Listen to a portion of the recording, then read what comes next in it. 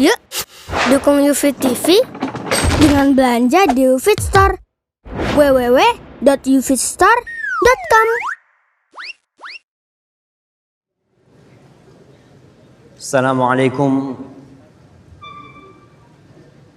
warahmatullahi wabarakatuh.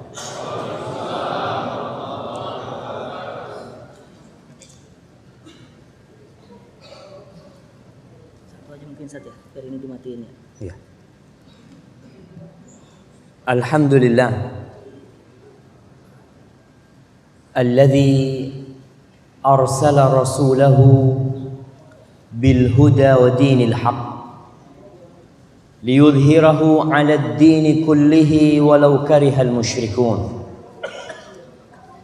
Segala puji bagi Allah Jalla Jalaluh yang mengutus Rasulnya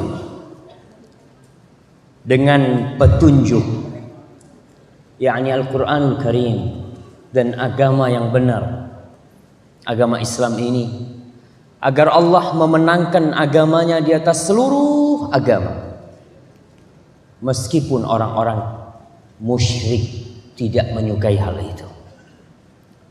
Allahumma salli wa sallim wazid wa barik wa an'im ala sayyidina Muhammadin wa ala alihi wa ashabihi ajma'in.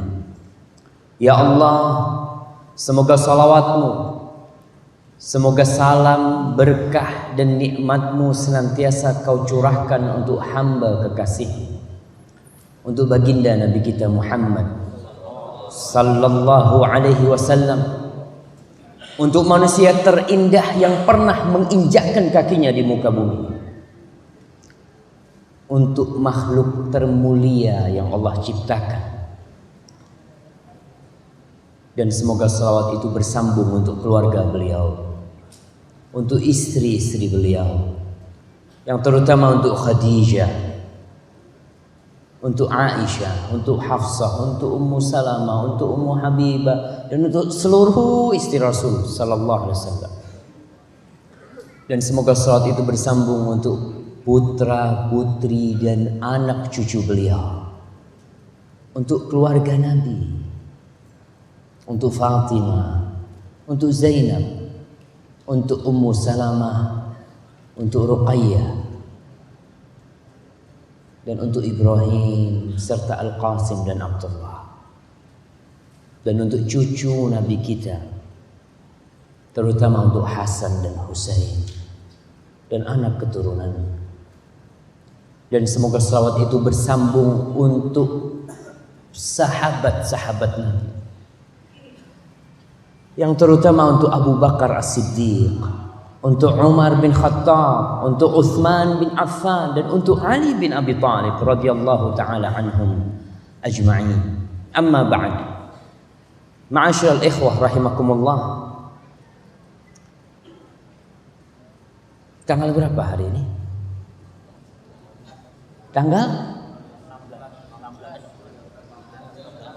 15, tanggal 16. Tanggal 16 Sya'ban 1437 Hijriah, kita berkumpul di sebuah tempat yang tidak lazim untuk kajian.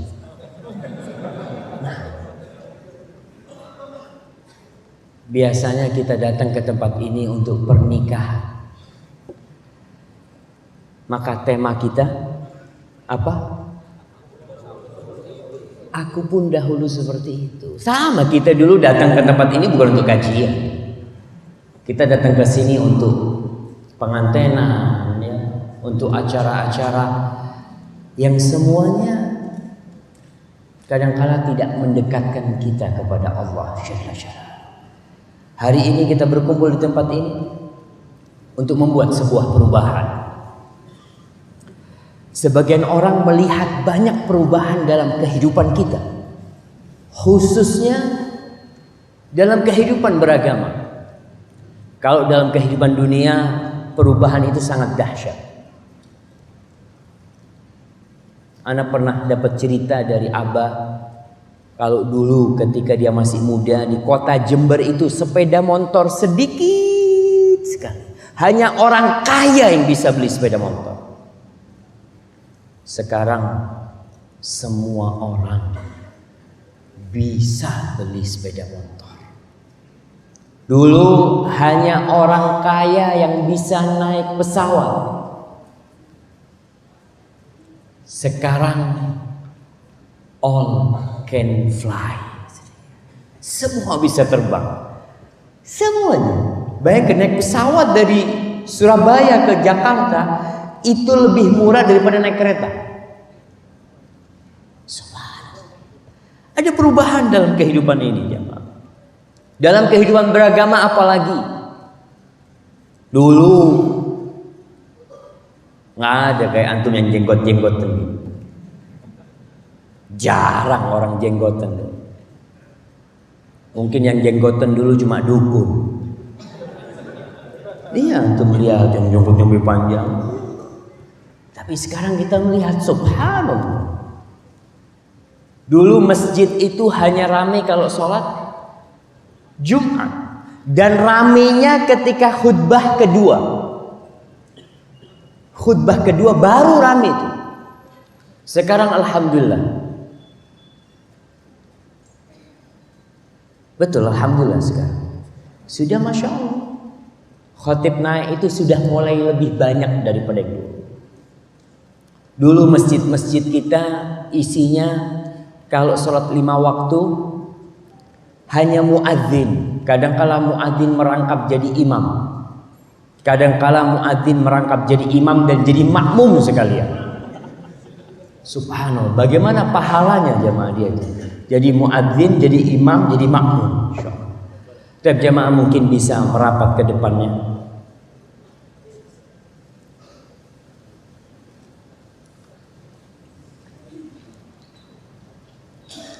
Kalau kita melihat ada perubahan yang cukup signifikan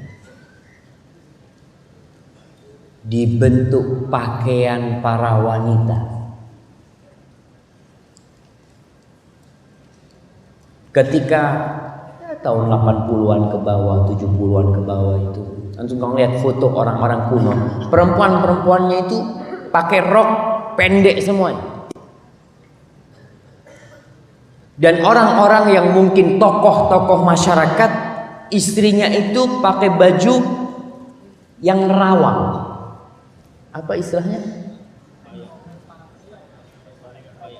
Apa? Kebaya. Pakai kebaya dulu. Sekarang subhanallah. Kita lihat pedagang sayur pakai kerudung. Walaupun pakai celana, pakai lengan pendek, tapi pakai kerudung. Dia sudah mulai tahu ini nih muslim nih, ini identitas anak muslimah.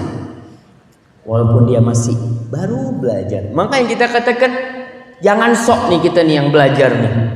Dulu pun kita sama seperti mereka, sama dulu kita. Maka kita harus sabar melihat proses menuju perubahan yang sebenarnya, insyaallah. Karena Allah mengatakan wal aqibatu lil muttaqin. Pada akhirnya semuanya hanya untuk orang-orang yang bertakwa. Bumi ini milik siapa? Milik Allah Jalla Jalaluhu. Para jamaah melihat perubahan-perubahan yang kita lihat dalam kehidupan kita. Apakah perubahan itu positif atau negatif? Tergantung yang melihat. Siapa yang melihat, dia yang akan memberikan nilai. Ada yang mengatakan jilbab itu bentuk apa? Bentuk keterbelakangan. Bahasa Arabnya takhalluf. Apalagi yang pakai jilbab-jilbab gede itu mah kayak karung jalan. Apalagi yang pakai cadar, itu mah kayak ninja. Iya, orang akan memberikan penilaian. Terus penilaian yang sebenarnya apakah pakai perasaan? Perasaan kita beda-beda. Ada orang yang seni mengatakan anak sama jilbab tuh cocok tuh. Kenapa? Ketika di pasar ada yang berbeda lah. Masa semuanya sama? Itu perasaan doang dia. Ada yang pakai akal. Kata dia jilbab tuh pakaiannya orang Arab. Orang Arab di sana kan panas ya.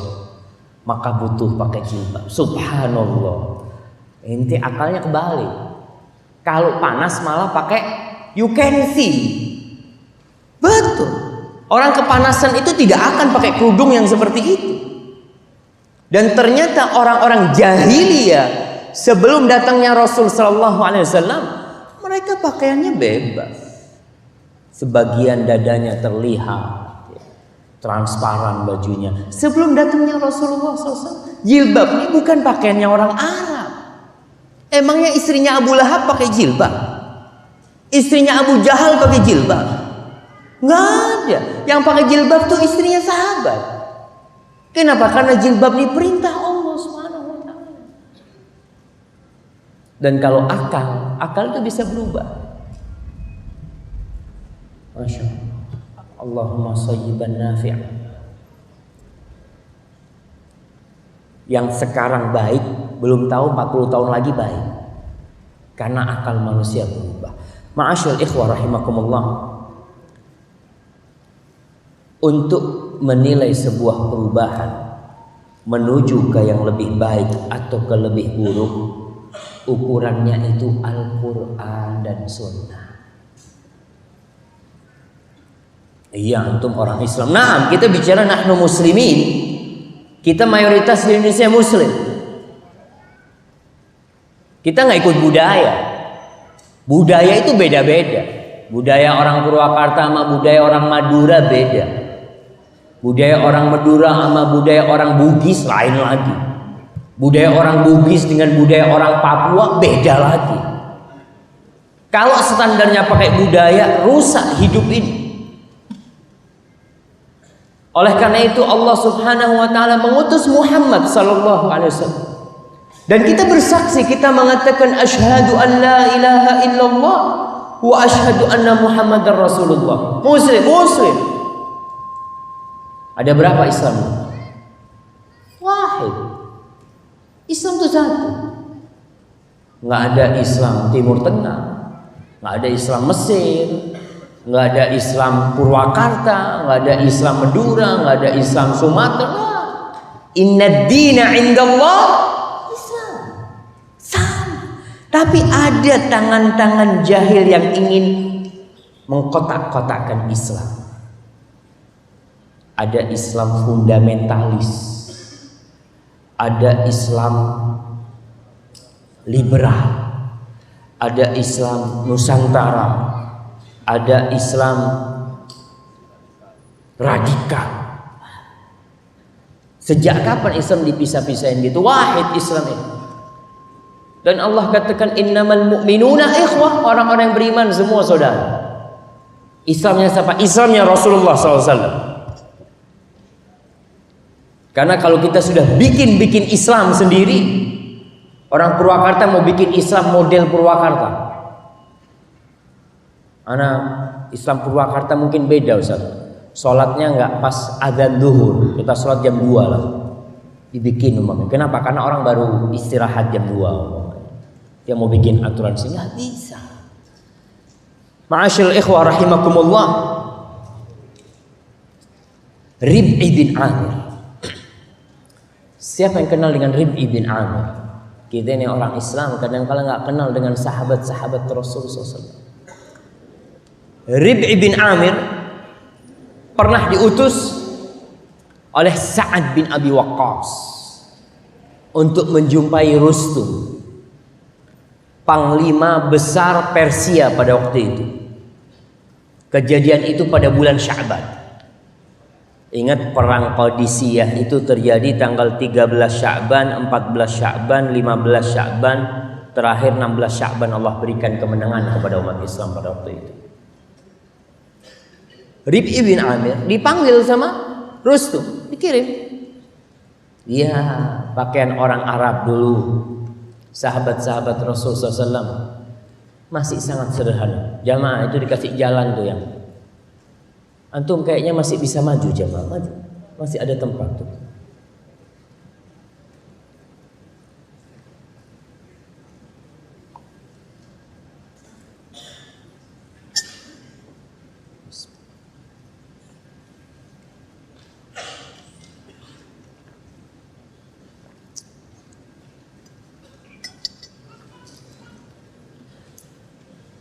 Rustum bingung dengan perubahan yang terjadi di bangsa Arab. Bangsa Arab itu tidak pernah bersatu. Tidak pernah memiliki kekuatan yang bisa mengalahkan kaum lain. Mereka perang antara mereka aja. Orang-orang Arab dulu tuh perang antara kabilah ini sama kabilah ini. Tapi tidak pernah berperang dengan bangsa lain. Nggak ada ceritanya orang Arab perang sama bangsa lain. Gimana mau mereka mau perang sama bangsa lain? Di dalam mereka kacau. Maka Rustum bingung, kok bisa nih orang-orang Arab bersatu? Bukan hanya Arab, yang non-Arab pun ikut dalam gabungan itu. Pasukan Persia jumlahnya 120.000. Umat Islam pasukannya jumlahnya 32.000 kira-kira. Dan berani 32.000 ngelawan 120.000. Maka pada waktu itu Rustum bertanya, datang nih Rib'i bin Amir dengan kudanya yang pendek. Kudanya Rib'i bin Amir ini pendek, ekornya juga nggak panjang. Pedangnya dibungkus pakai kain. Bukan gaya-gayaan ya, yang apa? Pegangannya dari ada mutiara di permata, nggak ada, dibungkus pakai kain. Dia datang. Kata pasukan Persia, turunkan pedang inti, lepas senjata inti. Kata dia, ana datang ke sini diundang. Kalau inti mau ana masuk kayak gini, ana masuk. Nggak mau, ana mau balik. Izzah, suatu kehormatan yang dimiliki oleh seorang Muslim. Sekarang, subhanallah, kita diinjek-injek sama non Muslim. Dulu subhanallah.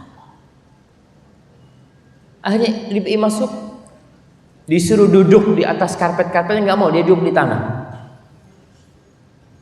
Ente kenapa duduk di tanah? Kata dia, enggak, anak nggak mau duduk di hiasan-hiasan ente, anak mau duduk di tanah. Lalu Rustum bertanya, ma ja'a bikum? Apa yang mendatangkan kalian ini apa? Ya pikirnya Rustum nih orang Arab yang dulu hidupnya susah, cari makan susah, senantiasa mereka itu dapat kiriman mungkin dari orang-orang Persia, mau berdagang juga ke Syam, ke Romawi, kalau enggak ke Yaman. Orang-orang yang sangat sederhana hidup mereka. Katanya Rib'i, Allah ibta'athana linukhrija man sya'a min ibadatil ibad ila ibadatillah. Allah yang ngirim kita. Kita ini dikirim sama Allah. Kita diutus sama Allah. Untuk apa? Ini tujuannya seorang Muslim hidup. La ilaha illallah. Untuk mengeluarkan siapa yang dia kehendaki dari pengabdian, dari penyembahan kepada makhluk, kepada hamba, agar mereka menyembah Allah Subhanahu wa ta'ala. Kan kita tahu orang-orang Arab, kebodohan mereka pada waktu itu nggak kebayang. Anak perempuannya dikubur hidup-hidup. Umar cerita ketika di masa jahiliyahnya kita tuh nyembah apa aja, ada batu kita sembah. Kalau ada patung, udah ada patung nih, udah siap yang disembah. Kalau nggak ada dia cari batu, ambil tuh batu. Nanti kalau nemu batu yang lebih bagus, dibuang Tuhannya yang ini. Ada Tuhan yang lebih bagus. Ada yang lebih bagus ini dibuang. Kalau nggak ada batu, apa yang dilakukan oleh orang Arab? Mereka pasir itu ditumpukin, kemudian dikasih lubang tengahnya. Di situ kambing diperah susunya. Lalu mereka tawaf. Tawaf di situ. Kadangkala kalau nggak ada mereka makanan pun disembah. Kurma ditumpuk, terus berdoa tawaf, kalau lapar dimakan Tuhannya. Jahiliyah Allah sebutkan. Memang masa jahiliyah seperti itu. Allah mengirim kita ini agar kita mengeluarkan siapa yang menyembah selain Allah agar dia menyembah Allah. Wa min dhiqid dunya ila sa'atiha. Dan Allah mengirim kita agar kita mengeluarkan umat manusia dari kesempitan dunia, dari perbudakan dunia menuju keluasnya dunia. Antum tahu orang yang bakhil itu sempit hatinya, sesek dadanya. Tapi orang yang karam, yang dermawan, masya Allah. Wa min juril adyan ila adlil Islam. Dan kita diutus untuk mengeluarkan manusia dari kezaliman agama-agama menuju keadilan Islam. Antum lihat semua agama penuh dengan kezaliman. Islam datang memberikan keadilan. Tatkala Islam masuk ke Palestina, orang-orang Palestina, pendeta-pendeta Nasoro yang ada di Palestina di Masjidil Aqsa tidak mau menyerahkan kunci Masjidil Aqsa kecuali di tangannya Umar bin Khattab. Berangkat Umar dari Madinah dengan pakaian yang biasa, kendaraan yang biasa. Pas dia mau masuk Masjidil Aqsa dia turun karena ada genangan air, dia turun. Katanya Abu Ubaidah Amir bin Jarrah, ya Amirul Mukminin, kok ini di depannya pemuka-pemuka orang-orang Nasrani? Apa kata Umar bin Khattab? Ya Abu Ubaidah, andai kata bukan engkau yang ngomong gitu. Nahnu qaumun a'azzanallahu bil Islam, famahma ibtaghaina al-'izzata fi ghairi adzallanallah. Kita ini kaum yang dimuliakan dengan Islam. Sebagian tidak bangga sebagai seorang muslim, malu menunjukkan Islam. Kita ini kaum yang dimuliakan Islam. Kita dulu jahiliyah. Kalau kita cari kehormatan di selain Islam, Allah akan menghinakan kita. Orang-orang Yahudi tatkala umat Islam menguasai Palestina, mereka bersyukur semua. Karena mereka selamat dari kezaliman orang-orang Nasoro. Orang-orang Nasoro yang ada di Mesir, tatkala Islam sampai ke Mesir, mereka berbahagia semuanya. Karena mereka diselamatkan dari kezaliman agama pada waktu itu. Fa arsalana bidinihi ila khalqihi, dan dia mengutus kami dengan agamanya, keciptaannya, linad'uwahum ilaihi, agar kita mengajak mereka menuju Allah. Tujuan jihad fi sabilillah itu bukan untuk memusnahkan manusia, ngebom sana ngebom sini. Tujuan Islam berjihad itu li'ila'i kalimatillah, untuk berdakwah, mengajak mereka menuju Allah Subhanahu wa taala. Islam itu tidak tersebarkan dengan pedang, nggak ada. La ikraha fid din. Qad tabayyana rusydu minal ghayy. Tidak ada pemaksaan dalam beragama. Allah tidak mau hubungan dia dengan hambanya karena terpaksa. Nggak enak jemaah. Antum kalau dipaksa datang ke tempat ini, dipaksa nih, nggak enak. Antum, ya Allah, ngomong apa tuh Ustaz? Iya. Karena kita terpaksa datang. Tapi kalau kita datang lillah, maka tidak ada pemaksaan. Tujuan jihad fi sabilillah, ingat, linad'uwahum ilaihi. Faman qabila dzalika qabilna min. Barang siapa yang menerima itu, kita akan terima. Wa raja'na anhu, kita tidak akan berperang. Wa man aba, ya, yang enggak mau ya dia bayar jizyah, bayar upeti, bayar pajak atau apalah namanya. Yang enggak mau, qatalna, perang. Karena dia menghalangi masuknya agama Allah. Orang-orang itu dizalimi di sana, mereka belum dengar tentang la ilaha illallah. Kita akan berperang hatta nufdiya ila mau'idillah, ila mau'udillah, sampai kita dapat janji Allah. Ditanya, apa janji Allah itu? Al jannah liman mata ala qitali man aba wa dhafar liman baqi. Janji Allah itu yang mati masuk surga, yang menang ya, yang tidak mati dan menang akan mendapatkan harta rampasan Tuhan.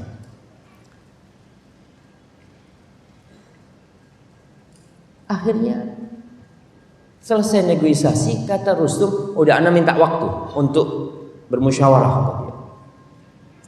Kata si Rib'i bin Amir, ya kau mau berapa lama? 3 hari atau 2 hari? Kata dia 3 hari. Sedikit banget, kata dia. Kita ingin musyawarah sama orang-orang banyak ini. Nggak ada. Kata Rasul sallallahu alaihi wasallam, beliau itu kalau mau perang cuma ngasih jatah waktu 3 hari.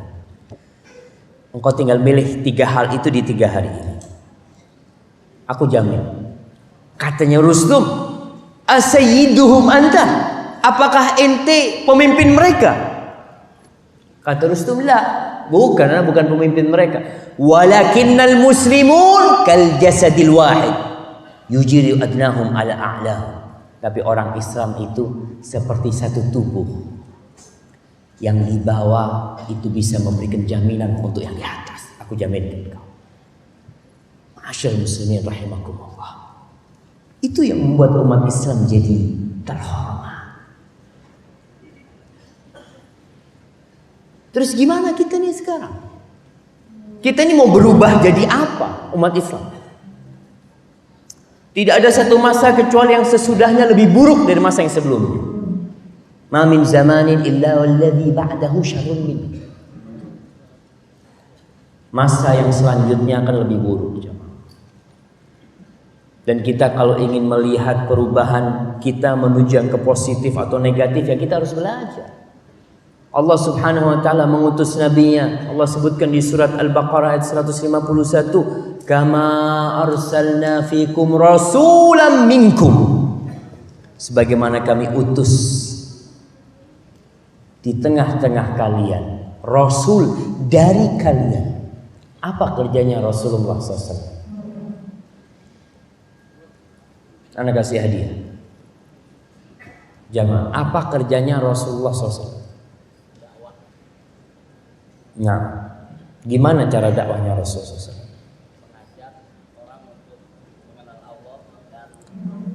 Mengajak orang untuk mengenal Allah. Taib, nggak apa-apa, nak kasih hadiah. Ada yang lainnya mau jawab?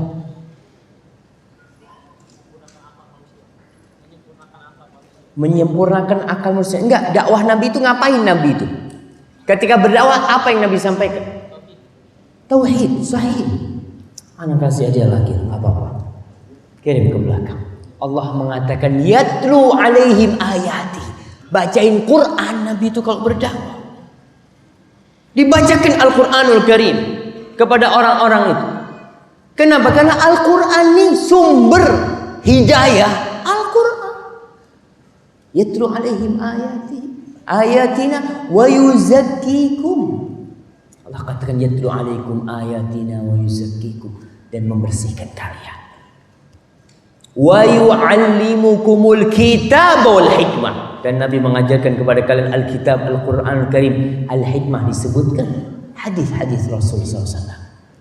Wa yu'allimukum ma lam takunu ta'lamun. Dan Nabi mengajarkan kepada kita banyak hal yang sebelumnya kita tidak ketahui. Maka perubahan yang terjadi ini di masyarakat kita itu karena orang pada belajar, pada ngaji. Dan antum lihat perubahan. Banyak orang tua nggak bisa ngaji, anak TK bisa ngaji. Kakeknya nggak bisa ngaji. Kakeknya ditanya, Jiddi hafal doa masuk kamar mandi. Wallah, Jiddi cuma baca Bismillah. Nih anak kasih tahu, cucunya hafal. Kenapa cucunya kok hafal? Belajar cucu. Doa-doa pada belajar semuanya. Dan perubahan ini insya Allah lebih baik. Ketika orang mau belajar dari mana? Al-Quran dan Sunnah. Mau cari ilmu dari mana kita? Maka tatkala orang Islam belajar Islam sama orang non-Muslim, ente belajar Islam di mana? Di Kanada. Masya Allah. Belajar Islam di Kanada. Dosen ente fulan Muslim, kafir semuanya. Tapi orang kafir itu objektif. Mereka jujur. Subhanallah. Ente dibohongin sama mereka. Tatkala kita mengatakan orang-orang kafir objektif, mereka tuh jajah kita 350 tahun. Mereka jajahin negeri-negeri Islam. Kau katakan objektif. Dan Allah katakan walan tardau ankal yahud walan nasara hatta tattabi'a millatahum. Orang-orang Yahudi dan Nasrani tidak akan ridho sampai kau ikut agama mereka. Enggak, orang mereka itu baik. Kita ini toleransi dalam urusan dunia, toleransi. Nggak ada masalah kita toleransi dalam urusannya. Tapi dalam urusan agama, alafu. Ana punya prinsip yang disampaikan oleh Robbi. Kalau mereka menyimpan dendam kepada kita, iya, ana lebih percaya dengan Allah Subhanahu wa taala daripada ocehan-ocehan mereka. Ma'asyal ikhwah rahimakumullah. Berapa hari lagi kita Ramadan? Antum?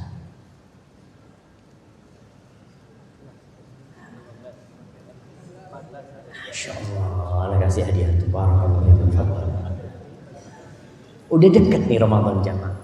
Ramadan salah satu momen kita untuk berubah jadi lebih baik. Supaya kita nggak kayak dulu lagi. Masa kita tetap dari dulu. Kita ini masih ada kesempatan di bulan Sya'ban, 14 hari lagi mungkin Ramadan. Apa keutamaan bulan Sya'ban?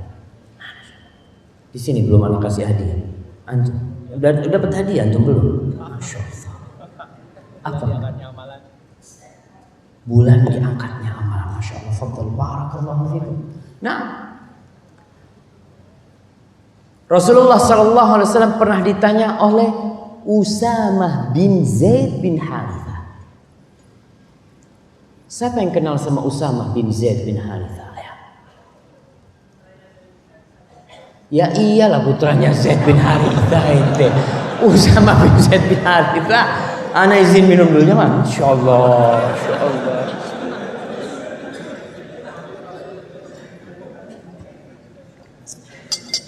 Siapa dia itu? Nah, antum.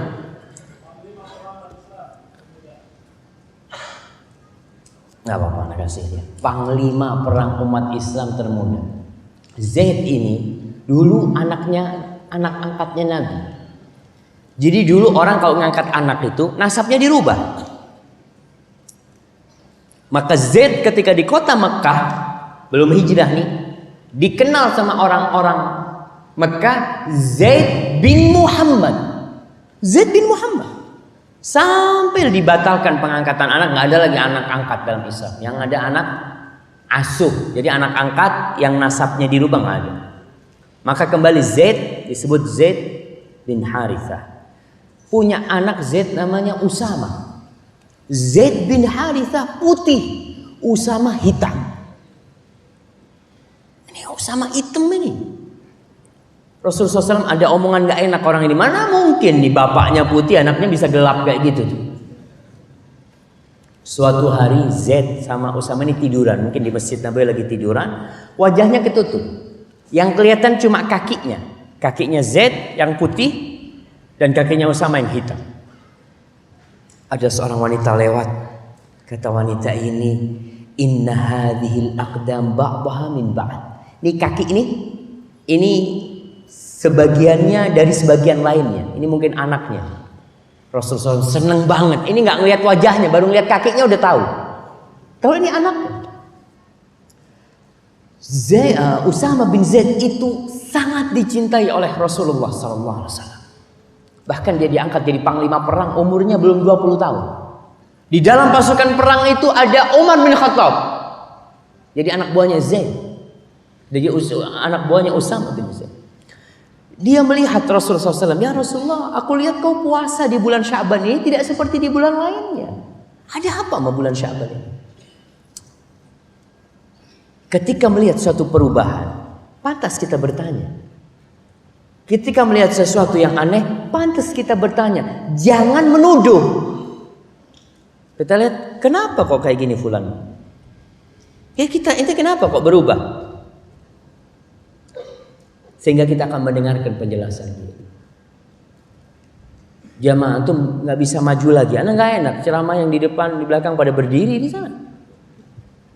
Antum nggak bisa mendekat lagi. Ini ada tempat sebelah sini nih, sebelah kanan kasih jalan jamaah. Mungkin yang di sebelah situ bisa maju jamaah.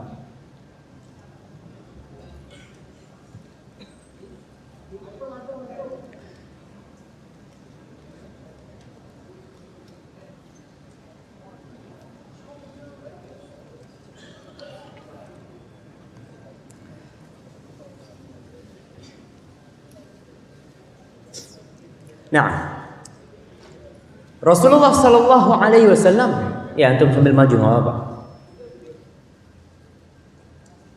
Jamaah ingat kalau kita bersama-sama, nahnu ikhwan, kita saudara. Antum kalau sudah kumpul ini nggak perlu sakit hati lah. Kadangkala kakinya naik di atas kaki saudaranya.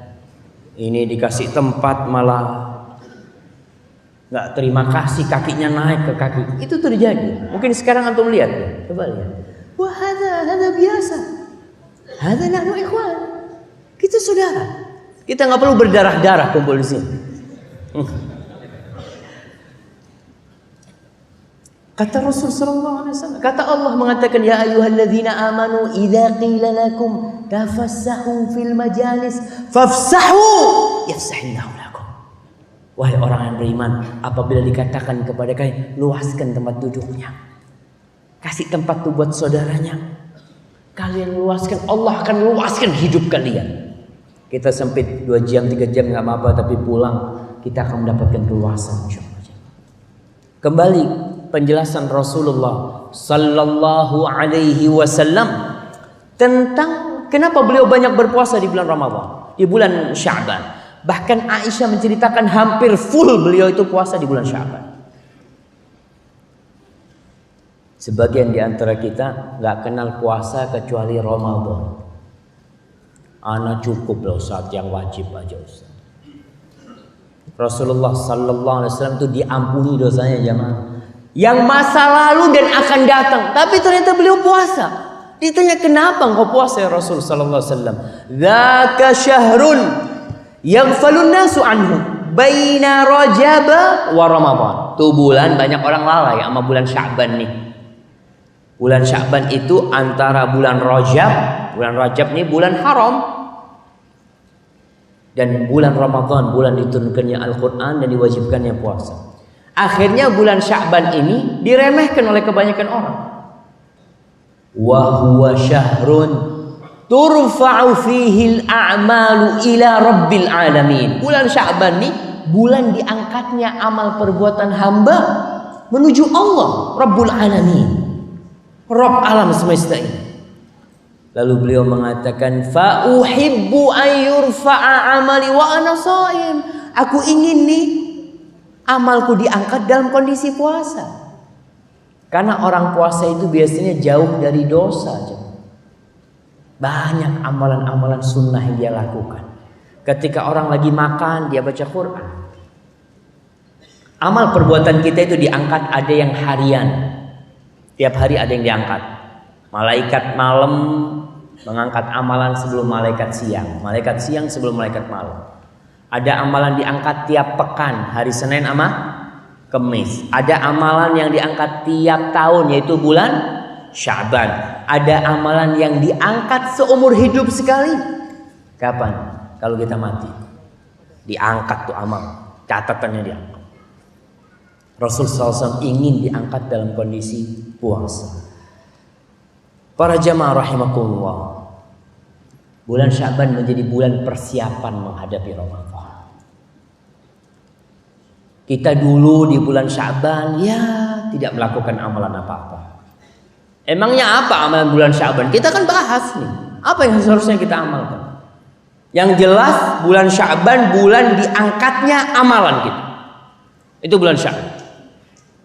Maka kita berusaha untuk banyak beramal supaya catatan kita nih banyak kebaikan di bulan Sya'ban. Para jamaah, dalam urusan dunia, kalau ada lomba lari, siapa yang menang? Biasanya yang menang itu yang latihan terus. Dia persiapan. Lomba, pertandingan bola. Antum lihat orang itu latihan terus. Kenapa? Karena ingin menang. Latihan terus belum tentu menang. Apalagi yang gak pernah latihan. Kalau dalam urusan dunia aja kita harus latihan agar kita menang, bagaimana untuk surga Allah Subhanahu wa ta'ala? Ramadan nih bulan dibukanya pintu-pintu surga, bulan ditutupnya pintu-pintu neraka, bulan dibelenggunya setan, dan kita gak latihan untuk masuk ke sana. Susah kita akan mendapatkan kemenangan di bulan Ramadan.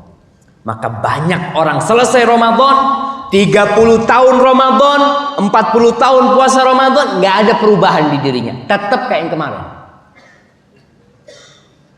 Kenapa? Karena dia tidak pernah mempersiapkan dirinya untuk menghadapi bulan Ramadan. Bulan Ramadan ya biasa Ustaz. Malam tarawih, sebelum subuh sahur, habis subuh ya tidur sampai zuhur. Udah kayak gitu tuh.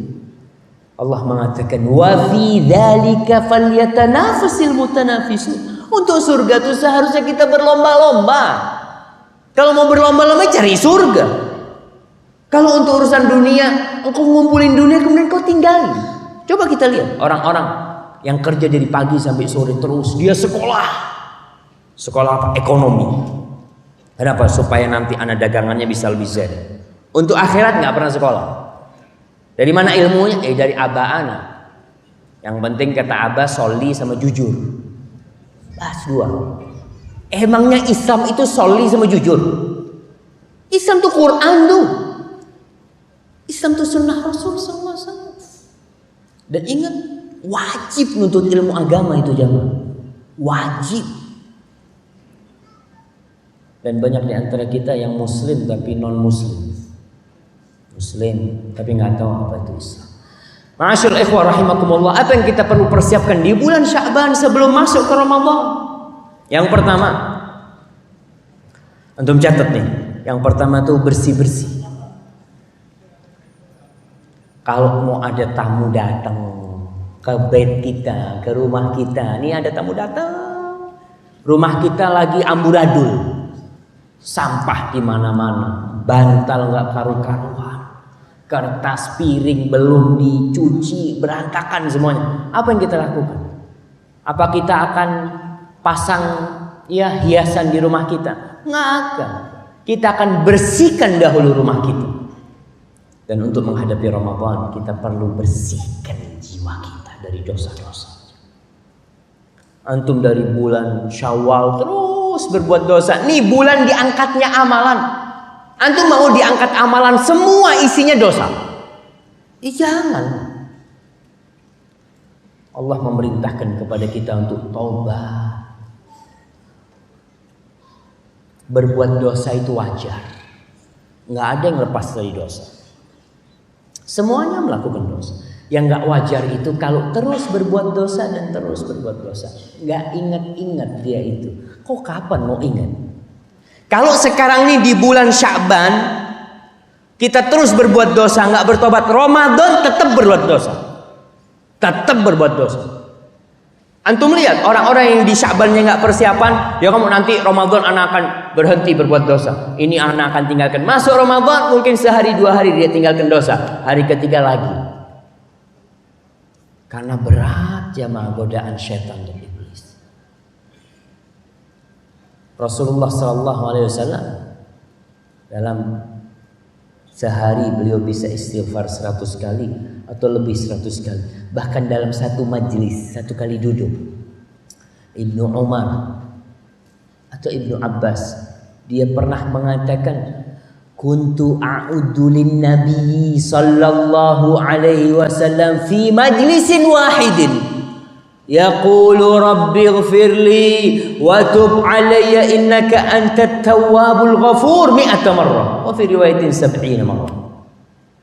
Aku menghitung Rasulullah SAW satu kali duduk mengatakan rabbighfirli wa tub alayya innaka antat tawwabul ghafur. Ya Rabbi, ighfirli, ampuni aku dan terima tobatku, berikan tobatmu kepadaku, sesungguhnya Engkau Maha Pengampun dan Maha Menerima. Innaka antal ghafur. 100 marrah, 100 kali duduk. Terus bagaimana jemaah? Kita nih berapa kali kita istighfar? Habis sholat langsung jalan. Ustaz, ana mau buka toko, Ustaz. Kan nggak apa-apa. Zikirnya dia nggak apa-apa. Tapi istighfar paling tidak ente duduk di sana. Astagfirullah, astagfirullah, astagfirullah. Itu yang pertama. Kita bersih-bersih diri. Ingat dosa-dosa yang kita lakukan. Mulai bermuhasabah, ya Allah. 11 bulan aku lakukan dosa-dosa. Berapa banyak yang aku lakukan. Nikmat yang Allah berikan begitu besarnya. Dan ternyata kita balas nikmat Allah dengan perbuatan dosa. Ramadan udah deket nih. Bulan Sya'ban sebelum diangkat amal anak, mudah-mudahan udah dihapusin dosa. Tapi gimana kita mau tahu itu dosa apa tidak kalau kita nggak pernah belajar? Antum lihat banyak terjadi riba di Indonesia ini dan dia nggak ngerti kalau itu riba. Kalau itu dosa dia nggak tahu. Dari mana kita tahu? Ya dari Rasul Sallallahu Alaihi Wasallam. Secara perasaan, secara akal kita, rentenir kalau meminjamkan uang, umpamanya dia pinjamkan 1 juta, nih orang yang pinjam harus bayar 1.200.000. Secara akal yang dosa yang mana? Yang minjemin duit. Karena dia lintah darat. Dia neken tuh orang udah butuh. Dia tertawa di atas tangisan orang lain. Nih secara akal kita. Dalam Islam yang pinjem dan yang meminjamkan sama dosa. Kenapa? Karena hal ini tidak akan terjadi kalau tidak ada dua pihak ini. Rasulullah sallallahu alaihi wasallam mengatakan, bukan Rasulullah sallallahu, la'ana Rasulullah sallallahu alaihi wasallam akilar riba wa mukilahu wa katibahu wa syahidai. Dilaknat sama Rasul sallallahu alaihi wasallam itu orang yang makan riba. Yang ngasih makan riba juga dilaknat. Jadi yang pinjam duit sama dilaknat. Yang nyatet sama yang dilaknat. Terus yang jadi saksi sama, dosanya sama tuh mereka. Karena ini persekongkolan iblis. Mereka bersatu untuk membuat Allah murka. Makanya kita harus belajar. Oh ternyata nggak boleh ya Ustadz ya. Ana baru tahu Ustadz. Dari dulu ana punya abang nggak pernah ngasih tahu gitu. Ya iya mungkin abang yang nggak tahu. Makanya kita belajar terus. Kita tuh dari penjajahan Belanda merdeka. Masih sedikit kitab-kitab yang masuk ke Indonesia. Susah di masa Belanda. Jemaah-jemaah haji Indonesia yang berangkat ke Mekah itu ditekan sama Belanda. Kenapa? Kalau pulang haji biasanya membuat perubahan di negeri kita. Belanda takut. Karena jemaah haji Indonesia ke Mekah bukan hanya tawaf, sa'i ke Arafah, enggak, mereka belajar. Kesempatan nih belajar. Banyak ulama-ulama Indonesia yang ngajar di Masjidil Haram pada waktu itu. Mereka belajar. Maka Belanda takut. Diperketat orang yang berangkat haji. Pulang haji dimonitor sama Belanda. Setelah itu alhamdulillah. Sekarang sarana informasi begitu mudahnya. Kitab-kitab Masya Allah kita bisa baca. Kita pelajari. Baik, yang pertama bersih-bersih. Yang kedua perbaiki niat. Innamal a'malu binniyat. Amal itu tergantung niatnya. Kita ini jangan sok, alhamdulillah Ustaz, anak ini sudah banyak amal solehnya. Baik, alhamdulillah. Tapi coba ente perbaiki niatnya. Karena Allah tidak akan menerima amalan kecuali dengan 2 syarat. Yang pertama ikhlas lillahi ta'ala dan sesuai dengan syariat Nabi Muhammad sallallahu alaihi wasallam.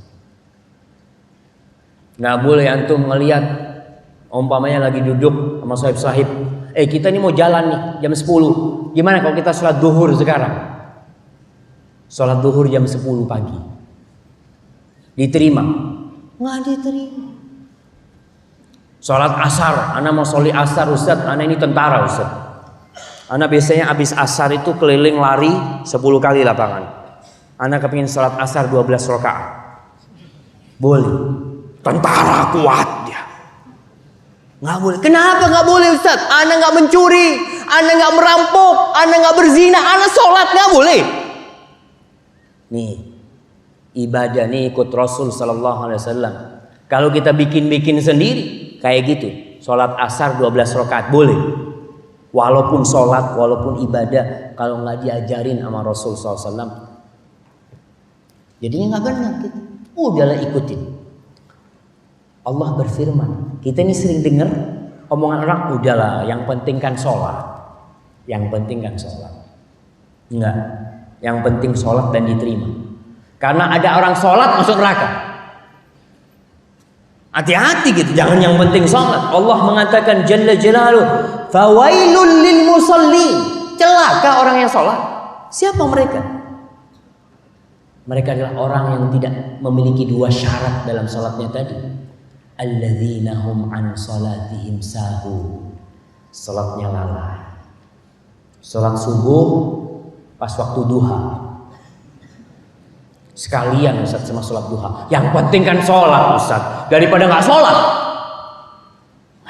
Ente capek salat nggak diterima. Salat tuh ada waktunya. Salat asar pas adzan maghrib, Allah, anak belum soli asar, anak soli. Tiap hari kayak gitu. Kalau lupa beda. Tapi ada orang yang memang lalai sama sholat, nggak diterima sholatnya, celaka.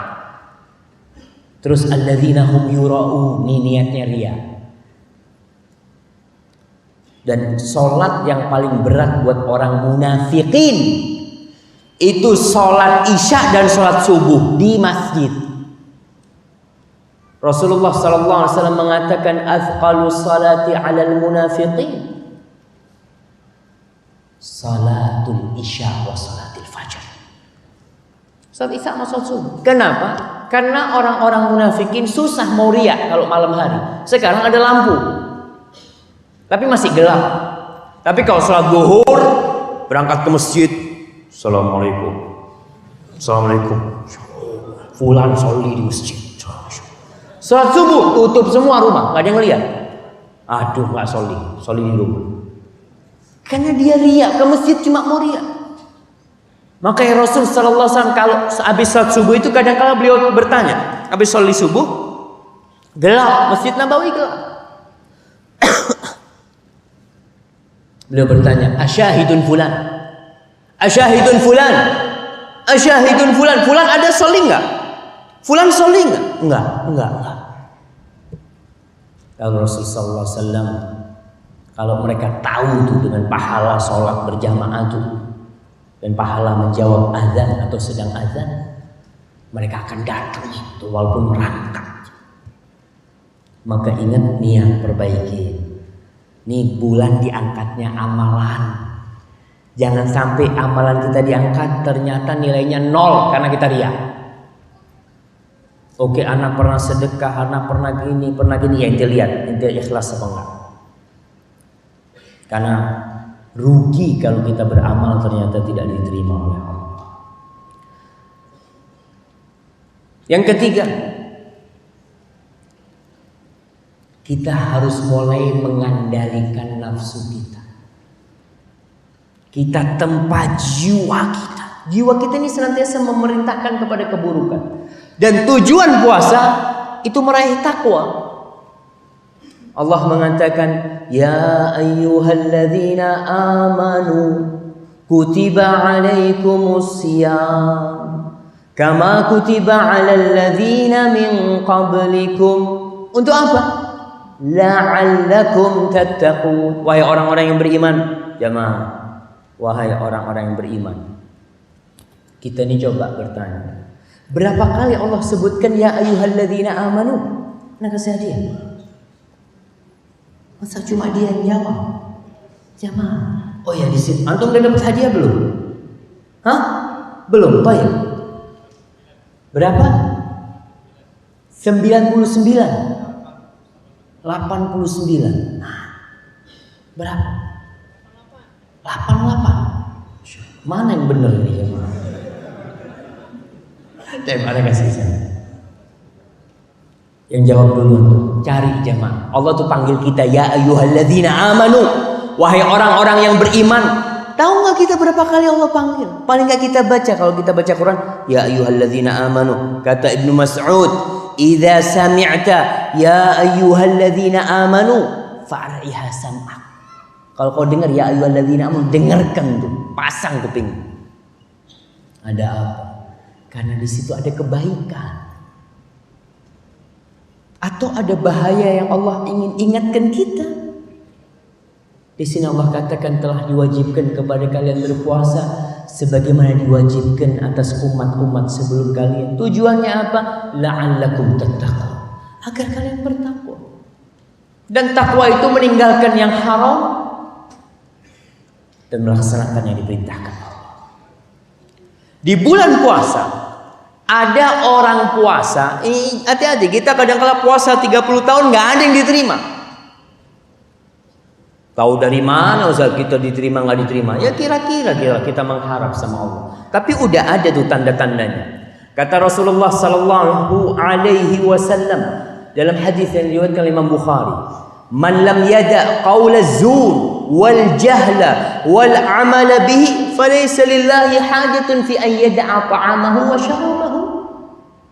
Barang siapa yang ketika puasa dia tidak meninggalkan kata-kata palsu, bohong, dusta, nyakitin orang, jahilin orang, tindakan-tindakan yang merugikan orang, perbuatan dosa. Dia puasa tapi dia tidak meninggalkan tuh perbuatan-perbuatan yang haram, ucapan-ucapan yang kotor, yang keji. Kata Rasulullah, Allah nggak butuh sama puasa dia. Makan dan minum itu halal. Antum yang namanya Masya Allah es doger.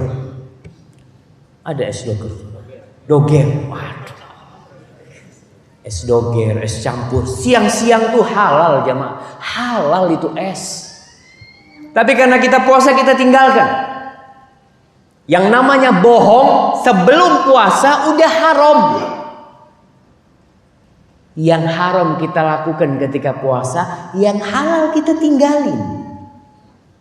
Maka di sini nih kita mulai di bulan Sya'ban, ucapan-ucapan kita yang kotor kita tahan. Biasanya yang suka bohong nih pedagang. Nah, kata Rasul sallallahu alaihi wasallam, at-tujjar fujjar. Pedagang tuh penjahat. Illa man barra wa shadaq, kecuali pedagang yang jujur dan baik ketika bermuamalah. Kadang-kala kita, Masya Allah, apalagi Ramadan nih bulan yang ditunggu-tunggu. As-salafus saleh menanti Ramadan untuk ibadah. Kebanyakan di antara kita, bukan kebanyakan, ada sebagian di antara kita yang menanti bulan Ramadan. Ente kenapa kok senang kalau Ramadan? Alhamdulillah Ustaz, kalau Ramadan rezeki anak semakin banyak. Karena banyak orang belanja. Kita sering orang datang belanja nih. Cuk, nanti cari apa? Cari baju. Ini. Nanti nggak akan nemu harga yang lebih murah dari ini. Semana Sepurwakarta. Karena ente orang pertama, ente ini pelanggan anak sudah gini, anak kasih harga khusus gini macam-macam. Beli dia. Datang orang kedua sama, ini khusus buat ente. Semuanya khusus buat ente. Udah berapa orang yang ente tipu tuh? Kadang-kadang Ramadan tetap kayak gitu tuh. Hati-hati. Omongan-omongan kotor tinggalin. Kalau sekarang kita tidak tempat diri kita, susah di bulan Ramadan. Kemudian yang keempat, silaturahim. Kenapa kita bicara silaturahim? Ini bulan diangkatnya amal. Di antara amalan yang mulia adalah silaturahim. Dan kita tahu di antara keutamaan malam nisfu Sya'ban, Allah itu mengampuni dosa semua orang kecuali dua orang. Yang satu musyrik, Yang satu orang yang punya dendam dan dengki sama saudara, apalagi sama kerabatnya. Kita usahakan. Nih kita umat Islam jangan. Kadang kala sama saudara sendiri berantem. Bukan saudara seiman saya bilang. Ini saudara kakak beradik ribut gara-gara apa? Kebanyakan yang membuat ribut itu fulus, warisan. Rasulullah sallallahu alaihi wasallam mengatakan la yadkhulul jannata qati'. Enggak masuk surga orang yang memutuskan rahimnya. Tapi dia dulu yang mulai, Ustaz. Nggak ada urusan. Inti mutuskan rahim saudara inti nggak masuk surga. Kata siapa? Kata Rasulullah SAW. Terus kita sering dengar hadis, man ahabba ayyun sa'alahu fi atharihi wa yubsata lahu fi rizqi falyasir rahimah. Kata Rasul sallallahu alaihi wasallam, barang siapa yang ingin umurnya dipanjangin, rizkinya diluasin, hendaklah dia silaturahim. Ingat, silaturahim ini artinya bukan berkunjung, bukan datang ke rumahnya sahib. Ente mau apa? Kita kumpul ini disebut silaturahim. Nah, kita disebut ya ukhuwah Islamiyah, saudara sama Islam. Silaturahim itu yang ada hubungan kerabat, anak ammi kita, ammi paman kita, keponakan kita, pokoknya yang ada hubungan darah sama kita itu silaturahim. Kalau selain itu ya disebut ziarah. Usahakan kita jangan, perbaiki dengan harapan tadi kita ini masuk di bulan Ramadan, kita nggak ada dendam dan dengki sama saudara kita, karena bulan Sya'ban bulan diampunnya dosa dan bulan diangkatnya amal perbuatan kita. Lalu yang kelima, antum jangan lama-lama sakit hati. Gak enak sakit hati, apalagi sampai dendam, iri, dengki sama saudaranya. Rasulullah SAW pernah ditanya tentang afdalun nas, siapakah orang yang paling mulia? Kata Rasul SAW, kullu mahmumil qalbi saduqil lisan. Orang yang mahmumul qalb dan lisannya jujur, itu orang yang paling mulia. Kata para sahabat, kalau saduqul lisan kita tahu tuh artinya, tapi apa artinya mahmumul qalb?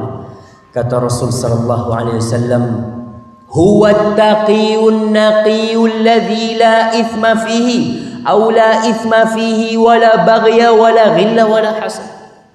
Yang disebut dengan mahmumul qalb adalah orang yang hatinya bersih, penuh dengan ketakwaan, nggak ada dosa hatinya, nggak ada dengki, nggak ada kezaliman, nggak ada dendam. Ingat, orang yang menyimpan dendam nggak akan diampuni dosanya. Maka usahakan kita tidak perlu lagi menyimpan dendam. Fulan punya salah, penyakit, udah maafin. Apa sih enaknya kita nyimpan dendam? Ada orang sampai mati sakit hatinya dibawa mati. Dan orang kalau sudah sakit hati, ngelihat sohibnya itu, jangan lihat sohibnya, lihat sandalnya. Ya, lihat. Allah, na'udzubillah min dzalik. Nggak jadi anak mau pulang. Lihat sandalnya dong. Ketika ngelihat sohibnya, motornya ganti, yang dulunya motor tahun 85 ganti 2016, itu sakit hati. Ya Allah, na'udzubillah. Mudah-mudahan tabrakan. Apa faedahnya inti nyimpen? Jangan, maafkan orang. Kata Rasul sallallahu alaihi wasallam, wa ma zadallahu 'addan bi'afwin illa 'izza. Orang tuh kalau memaafkan, kadang-kala orang katakan enti maafkan fulan, hina, rendah enti. Enggak, kata Rasul SAW, kalau enti maafkan fulan, Allah akan angkat derajat enti. Kemudian jamaah yang punya utang puasa, bayar utang. Khususnya ibu-ibu dan bapak-bapak ini tanggung jawab ya atas istrinya. Bapak-bapak, para suami jangan berharap masuk surga sebelum mempertanggungjawabkan istri. Istri nanti akan megangin kakinya bapak-bapak. Ya Allah nih, suamiku tidak pernah ngajarin aku. Apa tugasnya suami? Qawwamun. Ar-rijalu qawwamuna 'alan nisa. Kerjanya cuma minta dilayani makan ini itu. Ajarin istrinya tentang utang puasa. Yang punya utang kebanyakan adalah perempuan, karena dia libur, datang bulan, nifas ya. Maka kita ingatkan istriku, ini udah bulan Sya'ban nih, ente punya utang berapa? Kesian perempuan itu jamaah. Dia itu harus bayar utang puasa dalam kondisi yang lainnya nggak puasa. Suaminya nggak puasa, anaknya nggak puasa, dia harus bayar utang. Maka sang suami yang bijak, dia bantuin istrinya. Gimana membantunya? Ente puasa qadha, anak puasa sunnah hari Senin. Si suami dapat pahala sunnah, si istri qadha. Kemis juga kayak gitu, dibantuin. Karena kalau nggak ada yang bantuin dia kesian, dia punya anak kecil, dia harus masak, ya. Miskin. Kemudian yang ketujuh,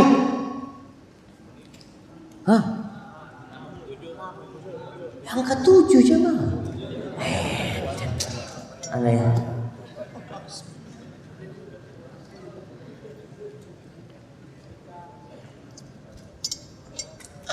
Alhamdulillah. Yang ketujuh, manfaatkan waktu sekarang. Waktu kita ini 24 jam. Bulan Sya'ban harus beda sama bulan lainnya. Yang mungkin yang muda-muda waktunya untuk ngenet ya. Untuk wifi, untuk apa? Mulai yang bapak-bapak, yang ibu-ibu yang biasa ngobrol. Ada yang kerjanya ibu-ibu atau bapak-bapak kerjanya tuh sampai disebut abu remote. Kalau sampai rumah, mana remote? Remote yang dicari. Ibunya juga kerjanya, subhanallah. Udah bulan Sya'ban nih berhenti tuh, remote-nya disembunyikan. Dulu orang dulu itu masya Allah nonton TV itu duduk jauh, kalau tayangannya jelek berdiri dia. Aduh, kata dia. Aduh, kata dia. Akhirnya dia matikan TV-nya. Tapi sekarang sampai 24 jam dia. Sampai subuh ada tontonan sekarang. Maka waktu manfaatkan. Modal kita nih waktu, bukan fulus. Waktu. Kita kadang-kadang punya fulus 1 miliar, waktu kita habis ditinggal tuh fulus 1 miliar. Ditinggal. Ente fulusnya nggak dibawa, nggak ada, waktunya udah habis. Imut sudah. Udah datang kematian sama dia. Maka ma'asyiral ikhwah, gunakan waktu. Untuk apa? Baca Quran. Karena bulan Ramadan nanti bulannya Al-Qur'anul Karim. Antum jangan kira ulama-ulama terdahulu kenapa mereka di bulan Ramadan bisa menghatamkan Al-Qur'an berulang kali, seperti Qatadah ibn Da'ama As-Sadusi, seorang tabi'in. Dikatakan dia kalau masuk bulan Ramadan menghatamkan Al-Qur'an setiap 3 malam. 3 malam hatam Al-Qur'anul Karim. Ternyata sebelum Ramadan dia itu biasa menghatamkan dalam 7 malam dia hatam. Masuk Ramadan semakin bisa. Masuk 10 hari terakhir tiap malam hatam. Kita kalau kita tidak latih dari sekarang baca Qur'anul Karim, nanti masuk bulan Ramadan susah kita akan hatam.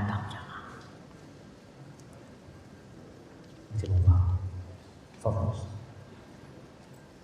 Susah. Maka usahakan sekarang nih, paling tidak antum tiap hari pegang Quran. Jadi pagi mau berangkat kerja, pegang Quran antum. Ngapa? Ya pegang aja.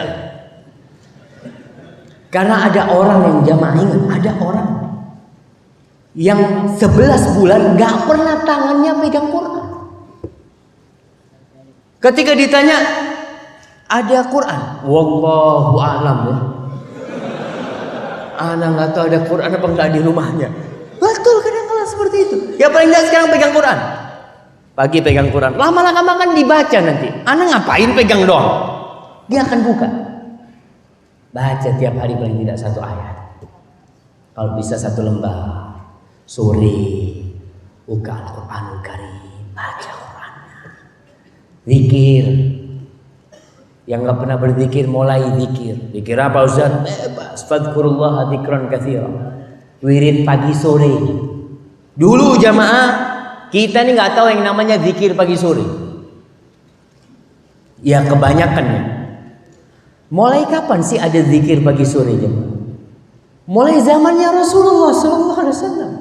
Tapi baru nyampe Indonesia baru mungkin 10 tahun 20 tahun ini. Ada yang namanya zikir pagi sore. Ada bukunya zikir pagi sore. Lihat zikir pagi sore. Ini bid'ah kitab ini kata dia. Dulu nggak ada zikir pagi sore ini. Siapa yang bikin ini? Kadang-kadang dulu ilmu kita nggak nyampe ke sana. Apalagi dulu waktu masa perang sama Belanda, GS 30 PKI, macam-macam pemberontakan, nggak sempet ulama ngarang buku. Sekarang alhamdulillah banyak ustaz-ustaz ngarang buku. Antum lihat, oh kalau dari qala Allah, qala Rasul benar ya insyaallah. Maka antum baca itu zikir pagi sore. Yang nggak punya kitabnya beli. Berapa harganya buku zikir pagi sore jemaah? Mungkin 15.000 atau 20.000. Antum beli, antum pegang bawa. Ke tempat kerjanya dibuka, mulai baca. Ini untuk membiasakan diri supaya Ramadan kita udah siap. Baik, kemudian yang ke-8.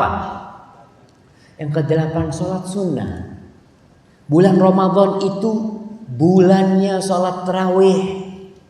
Bulannya amal kebajikan, panen lah kita bulan. Nah, kita mulai sekarang ini usahakan di bulan Sya'ban, apalagi bulan diangkatnya amalan itu sholat qobliyah. Yang nggak pernah qobliyah ba'diyah, sekarang qobliyah ba'diyah. Ya Allah, anak biasanya cuma sholat 5 waktu Ustaz. Itu kadang-kala masih bolong-bolong Ustaz. Ya, nggak apa-apa. Dulu juga orang-orang kayak gitu belum dapat hidayah. Sekarang udahlah, engkau untuk menebus yang lalu, sholat sunnahnya banyakin.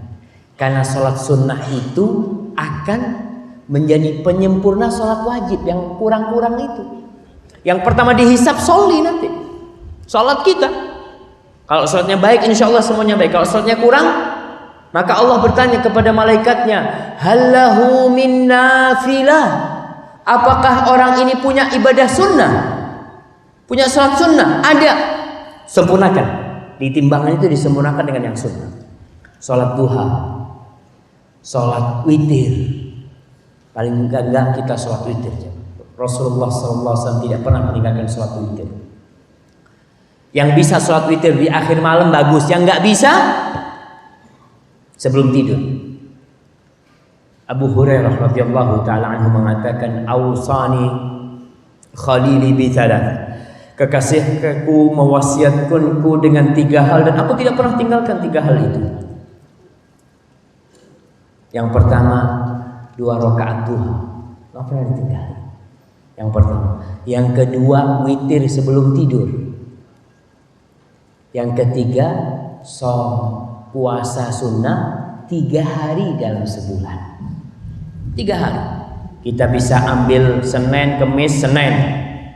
Atau kita mau ambil 13, 14, 15. Ibadah sunnah, puasa sunnah. Kerjakanlah yang sunnah-sunnah itu. Kenapa? Kalau kita tidak biasakan dari sekarang, nanti sholat tarawih berat. Kadang-kala kita lihat nih pas sholat tarawih, kita mesti cari masjid yang sholatnya paling cepat. Kalau lihat imamnya, siapa jadi imam tuh? Allah yahfad, lama banget dia. Subhanallah, ini imamnya baca, ini bulan Ramadan. Seharusnya hatam Quran, ente kepingin cari yang kulhu Allahu ahad. Idza jaa nasrullahi wal fathu wa ra'aitan nasa yadkhulun. Jamaah, kita ini mau cari pahala. Maka usahakan kita siapin dari sekarang. Kalau kita udah biasa sholat sunnah, kita bacaannya panjangin sedikit, insya Allah nanti Ramadan udah siap. Kemudian yang selanjutnya, mulai murojaah Al-Qur'annya. Tambahi hafalan Qur'annya.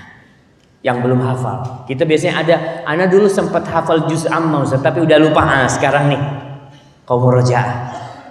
Ada orang yang umurnya 60 tahun Hafalan Qur'annya cuma kulhu yang 3. Nggak pernah mau nambah. Keinginan nambah nggak ada. Ustaz, kalau sudah tua nggak bisa. Kalau inti punya keinginan, insya Allah bisa. Kalau punya keinginan, Allah bantu. Allah telah mengatakan walaqad yassarnal Qur'ana lidzikr fahal min muddakir. Kata Allah, sesungguhnya kami telah memudahkan Al-Quran untuk diingat. Tapi ada nggak yang mau ingat? Tambahi, paling tidak kalau kita tiap tahun punya 1 surat baru. 1 surat baru. Umur kita kalau 60 tahun berarti berapa surat kita hafal? 60 surat. Setahun sekali lah. Kebangetan sebenarnya setahun 1 surat itu ya. 360 hari tambahannya cuma. Tahun ini inti tambah hafalan apa? Idza jaa nasrullah. Alhamdulillah jemaah, alhamdulillah daripada yang enggak. Maka usahakan untuk akhirat kita ini berlomba-lomba, jangan malas. Kita kalau urusan dagang, omsetnya berapa bulan ini? 7.200.000. Bulan depan harus nambah. Mau tidur mikir gimana cara supaya omsetnya nambah. Nggak pernah mikir gimana supaya hafalan Qur'anku nambah. Nggak ada kepikiran. Padahal nanti di surga Allah itu memiliki surga itu punya mi'atu darajah, 100 darajah. Terus gimana kita bisa naik? Dengan hafalan Qur'an. Akan dikatakan kepada sahibil Qur'an, hamil Qur'an, Iqra warqa warattil kama kunta turattilu fid dunya fa inna manzilataka 'inda akhir ayatin taqra'uha. Akan dikatakan kau baca dan kau naik derajatmu dengan kau membaca Qur'anmu. Kau tartilkan sebagaimana engkau mentartilkan di dunia, derajatmu sampai akhir ayat yang kau baca. Maka kita tentukan kita mau ke derajat yang berapa, tambahin lah jemaah, tambahin. Kemudian bacaan Quran yang baru itu akan membuat kita lebih khusyuk. Umpamanya kita baru ngafal ini alam nashrah laka sadrak, kita sholli Allahu akbar, biasanya cuma qul huwallahu ahad, qul a'udzu birabbil falaq, qul a'udzu birabbin nas. Kita punya hafalan baru, kita akan serius, kita akan konsentrasi. Alam nashrah laka sadrak. Apa? Kita kenal. Tapi kalau qul huwallahu ahad Allahu samad, itu sandal ana di mana? Dia keluar qul huwallahu ahad kayak air. Dia tidak akan mengingat karena apa? Karena udah biasa, udah rutinitas dia. Kadang-kadang kita sholli sama imam Allahu akbar sampai at-tahiyat, sampai tasyahud itu. Tadi imamnya baca apa rakaat pertama ya? Nggak tahu gitu. Karena kita udah Al-Fatihah udah biasa. Maka bacaan Qur'annya ditambah. Lalu yang keberapa? Yang ke-10. Ramadan itu bulan berdoa. Makanya kalau antum baca di surat Al-Baqarah tuh ayat tentang puasa 183, 84, 85, 86, 87. Di tengah-tengah itu ada ayat tentang doa. Allah mengatakan wa idza sa'alaka ibadi anni. Kalau hamba-hambaku bertanya kepadamu Muhammad tentang aku, fa inni qarib, maka sesungguhnya aku dekat. Ujibu da'watad da'i idza da'ani. Aku akan kabulkan doa orang yang memohon kalau dia minta sama aku. Falyastajibu li wal yu'minu bi la'allahum yarshudun. Hendaklah mereka itu dia melaksanakan perintah Allah, menjalankan amaran Allah Jalla Jalaluh agar mereka mendapatkan petunjuk.